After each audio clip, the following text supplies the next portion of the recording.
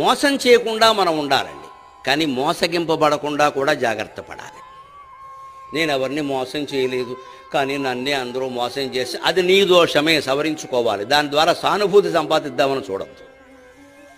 కలియుగంలో ఎప్పుడూ ధర్మం ఏమిటంటే మనం మోసానికి లోను కాకుండా ఉండాలి అంటే ఎదుటి వాళ్ళని మన పట్ల ఏం మాట్లాడుతున్నారో ఏం చేస్తున్నారో ఎప్పుడూ ఒక కన్నేసి ఉంచాలి. ఎవరిని పూర్తిగా నమ్మద్దు. నమ్మాను అని చెప్పేవాడిని కూడా సగమే నమ్మమన్నారు. ఎవరి యందు ఎలా ఉండాలో అలా ఉండాలి తప్ప అందరికీ ఒకటే సూత్రం కలియుగంలో పనికిరాదు. ఎందుకంటే మానవులందరూ అలా ఉండరు, ఏ యుగంలోనూ ఉండరు, ఇందులో మరీ ఎక్కువ. పైగా ఈ యుగంలో పగలు ఎలా ఉంటారో రాత్రి ఎలా ఉంటారో తెలియదు. ఎవరిని మంచివాడు అనడానికి లేదు, అలాగని చెడ్డవాడు అనడానికి లేదు. లోకం అంతా చెడిపోయిందంటే మీరు గమనించండి. ఒక 10 ఏళ్లుగా గుళ్ళల్లో పూజలు పెరిగాయి, తీర్థయాత్రలు పెరిగాయి, పూజలు పెరిగాయి, అన్ని హారతులు పెరిగాయి. ఇలా ప్రవచనాలకు జనం రావడం కూడా విపరీతంగా పెరిగింది. కానీ ధర్మము నీతి పెరిగిందని చెప్పగలరా మీరు?